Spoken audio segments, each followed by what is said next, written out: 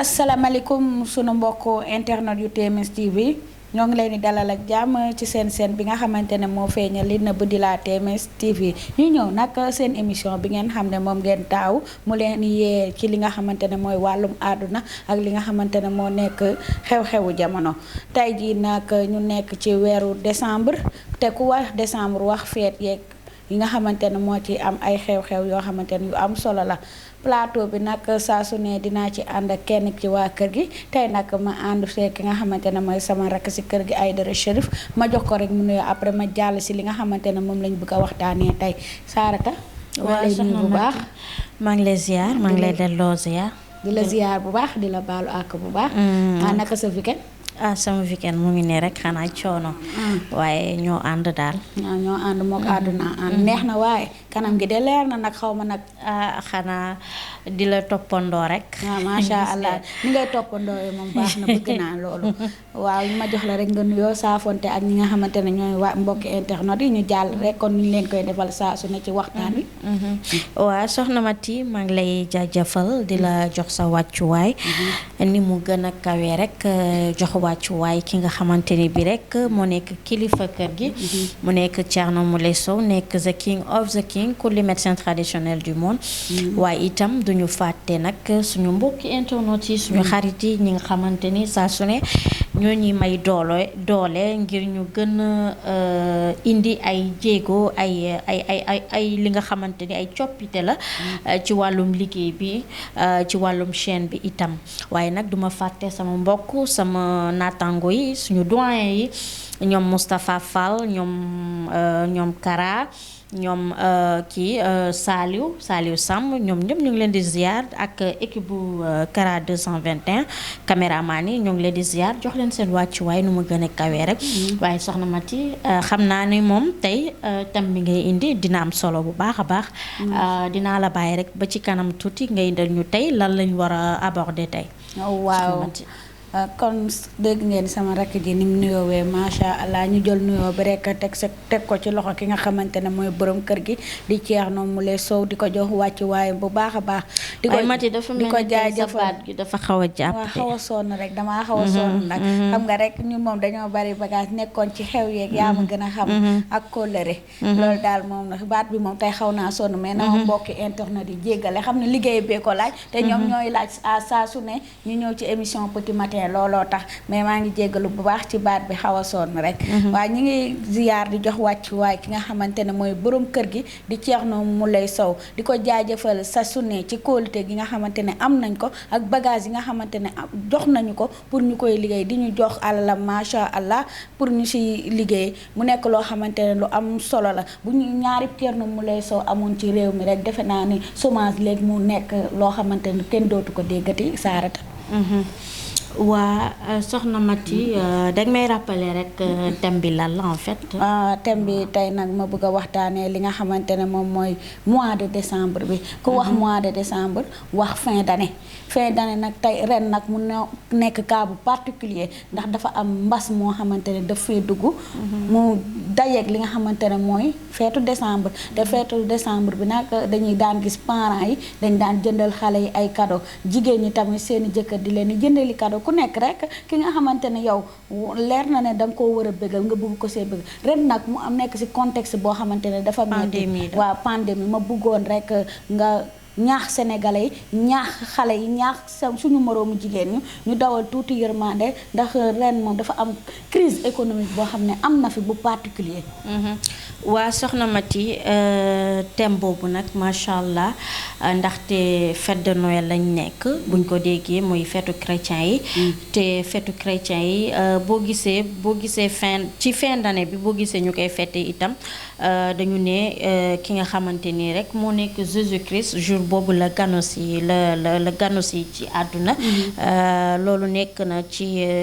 chrétien yi même ñun musulman yi parce que ay mbokk lañu daanaka. parce que ñun ñëpp benn lañu.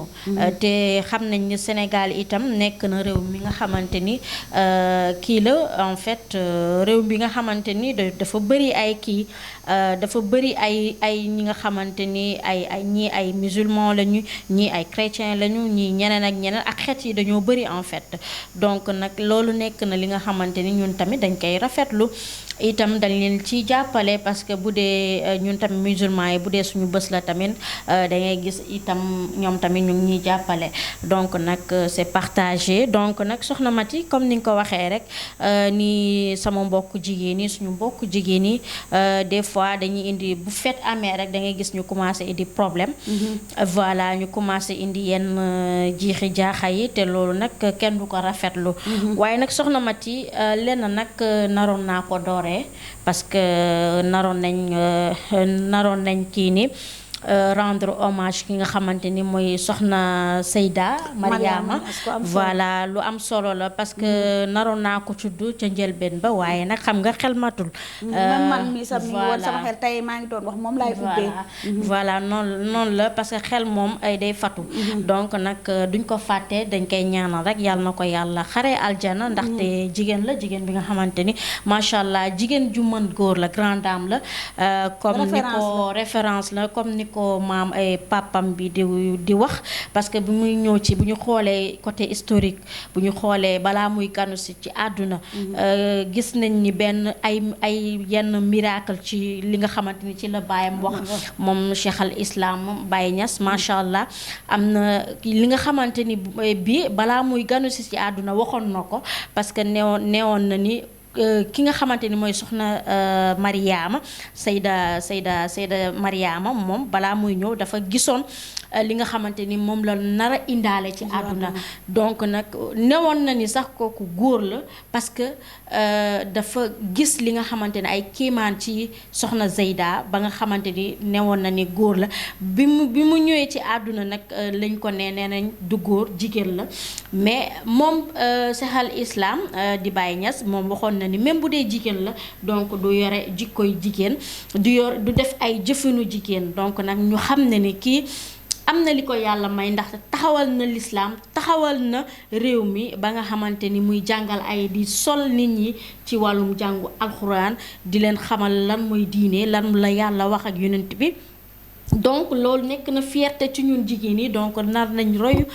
ki nga xamante ni moo nekk soxna Zeyda Mariama donc nag nekk na fierté nekk na ñun sénégalais yi ñun doomu réew mi ñun particulièrement ñun jigéen ñi doon na suñu fierté ndaxte macha allah yàlla may na ko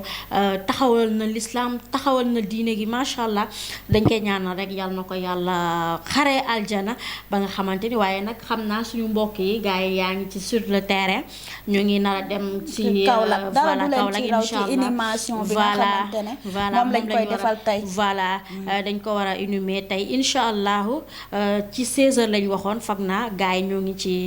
ci yoon bi di dem foofu parce que béeg ci guddi démb ci guddi lañ ko daal di lever la nekkoon lever du corps bi donc voilà ñu yóbbu ko ca kii ca Kaolack incha allah donc foofu lañ koy suule donc soxna Mati loolu nekkoon benn briefing rek pour mën a wax ci ma waaw soxna su baax soosu suñ ko tuddee foog ñu wax ci buñ ci waxul rek day nekk loo xamante ne suñu faute la parce que koo xamante ne jël na ay jigéen def leen ay xaafisul xuraan jël ay góor def leen ay xaafisul xuraan dénk boppam yàlla avant muy dem wàcceel kaamil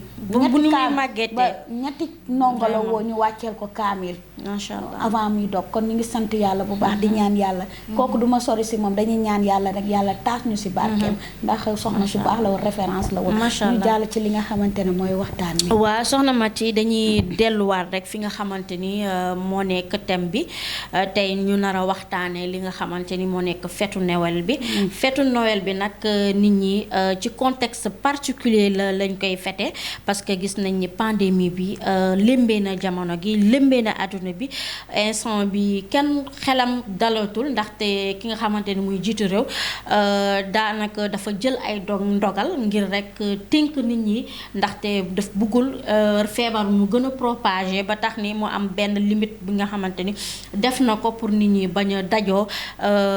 mën a éviter li nga xamante ni mooy tàncaloo beeg ndajoo bi parce que ndaje fu muy am rek wala su fekkee dañuy organiser benn événement comme artistes yi ay soirée ay concert du genre donc loolu day indiwaat beneen bi nga xamante ni comme deuxième vague bi donc nag crainte bu ñuy am pour deuxième vague bi mun ko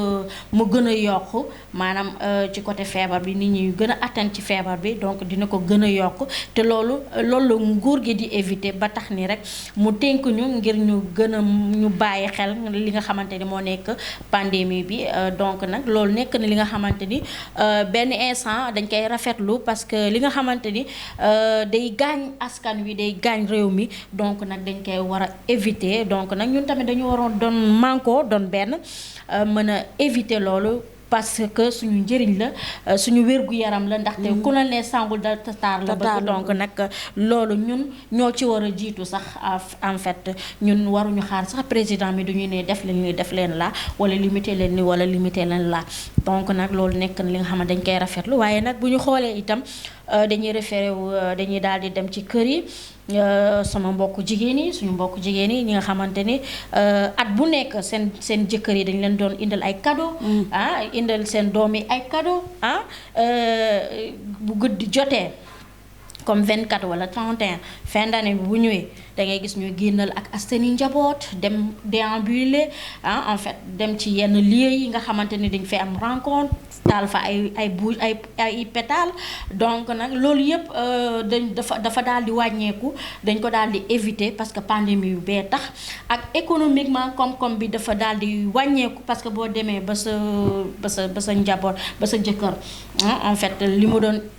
fête bu jotee li mu la doon jëndal du la ko jëndal du la xottil yére du la indil ay cadeau wala indi cadeau pour say doom loolu bu amatul nga xam ne ni koom-koom bee wàññeeku donc dañu war a comprendre góor ñi ci côté boobu ni xam ne ni économiquement dafa am problème réew mi dafa am problème économiquement donc nag loolu dañ ci war a bàyyi xel bu baax a baax ñu jëlee ci maanaam ñu am benn compréhension degré de compréhension ci suñu jëkkër yi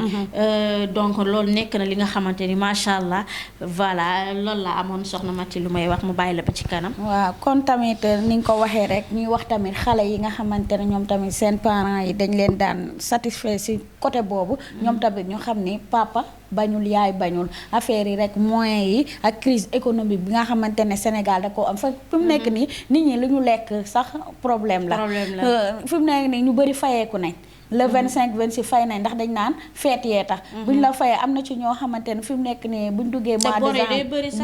buñ duggee mois de janvier presque seen salaire jeex na nga bëgg a xaaraat tamit ba weer boobu deewaat fekk yaa ngi endetté nga bëgg koo fay est-ce que jotul tamit ñu am benn organisation boo xamante ne dañuy roy ci ñi nga xamante ne ñooy tubaab yi parce que tubaab donc bëggul lu baax xam nga yenn saa yi lan mooy manqué sénégalais yi dañ dul prévoir comme ça denc benn denc wala nga su affaire bi cóolee nga dem jël loolu ñun dañ ko dafa nekkul suñu culture ba nga xamante ne yenn saa yi bu problème pandémie bi rek war nañoo yee war na yee sénégalais ñu xam ni denc dafa baax nga xam ne soo ñu bàyyi tamit gaspillage bi da dañuy gis ay xew yu inutile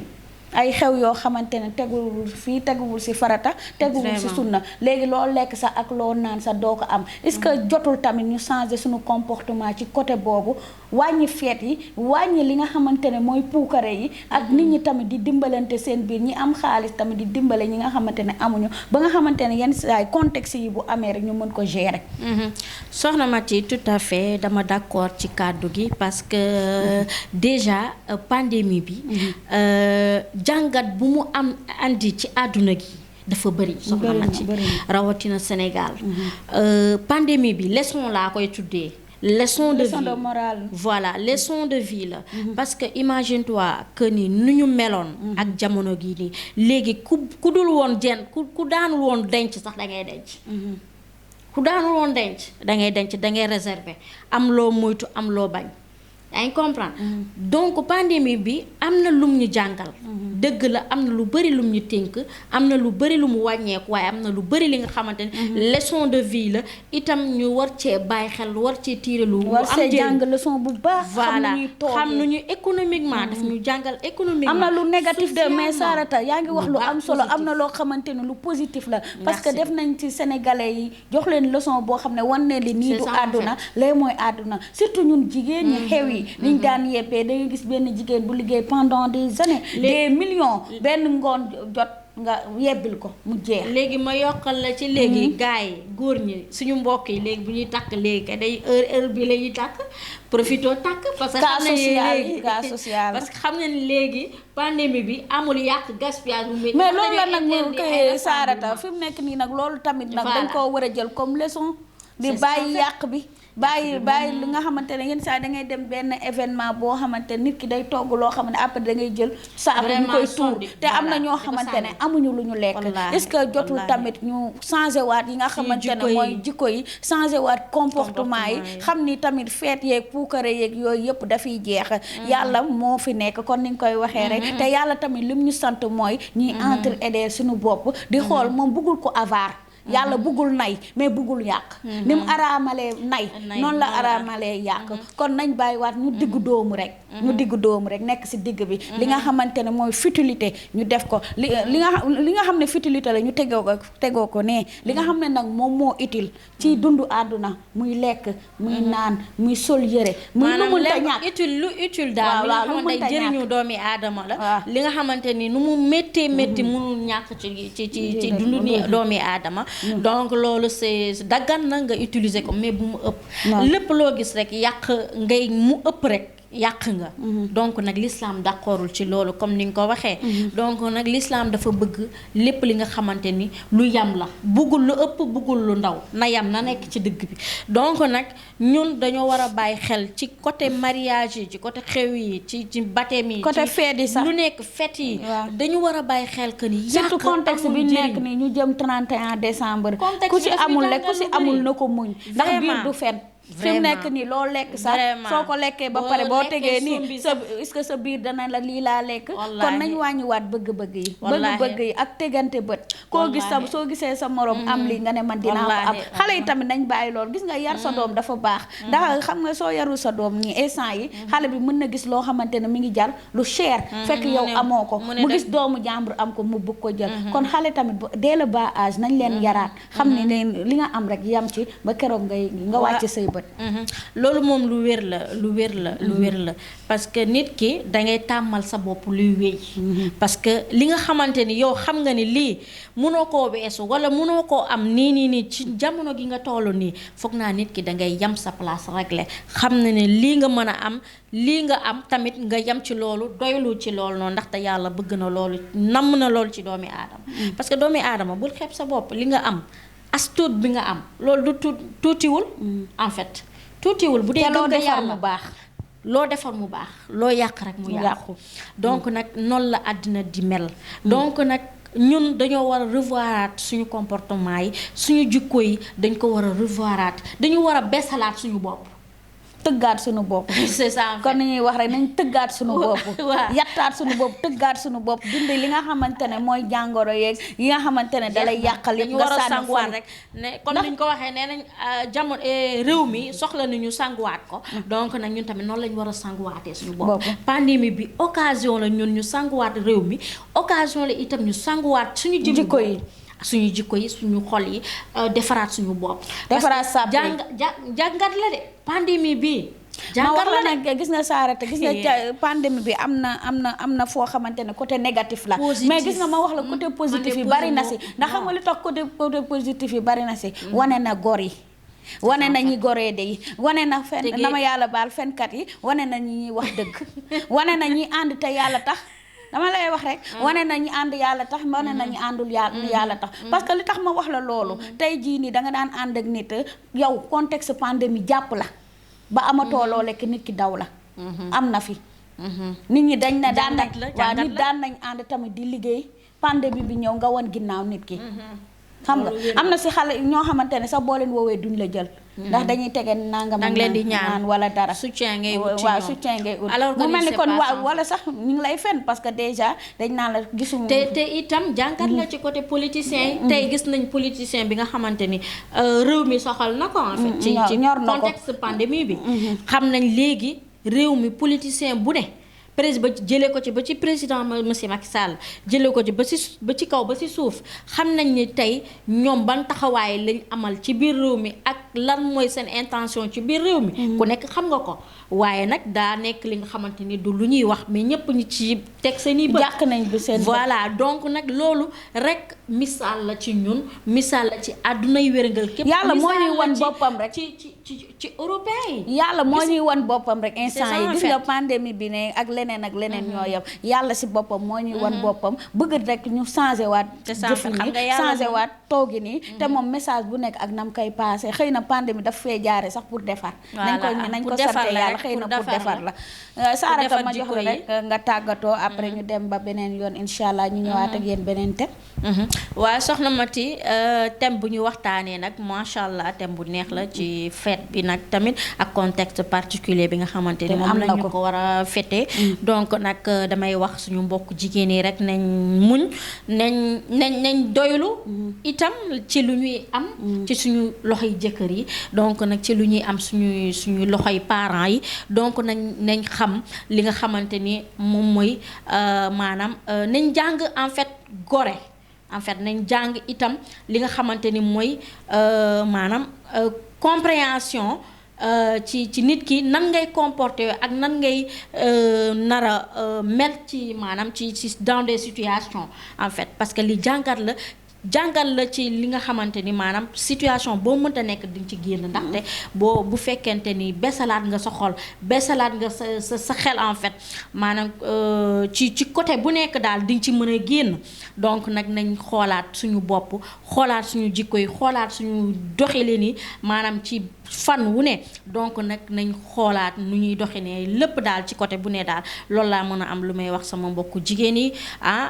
ci xale yi wala ci mag yi ñëpp daal bàyyiwuma kenn daal nañ xam daal nu ñuy doxinee daal en fait surtout ci contexte bi te nag nañ respecter li nga xamante ni moo nekk maanaam mesure barrière yi donc c'est l'essentiel en fait waaw noonu kon ni ko sama rakk ji waxee rek foofu laay jaaree yéen tamit sunu mbokku jigéen ñi surtout xale jigéen nga xam ne dañoo maaseek ñoom jamono mar naan bu mu leen tax a naan potin 31 décembre wala cheveux naturel wala dara loo xamante ne da ngeen koy apporter de quelque chose de matériel bu mu leen jaral dara bu mu leen jaral jaay seen bopp bu mu leen jaral joxe seen bopp gën leen a takk seen sër xam ne lu dul yàlla neen la te ku nekk li nga war a am ala kulli xaal da nga koy am may yeewaat rek sunu mbokku jigéen parce que ñoo si gën a exposé wu si côté ay 31 décembre yooyu ay matériel ak fête yi nga xamante ne da ngay solo di simmeeku solo simmeeku bu yëpp dañ ko fii bàyyi kon nañ bàyyiwaat xel yi bu baax a baax si li nga xamante ne moom mooy comportement bi nga xamante ne moom la jigéen war a am ci fête yi loolu rek laa leen indiloon tey jii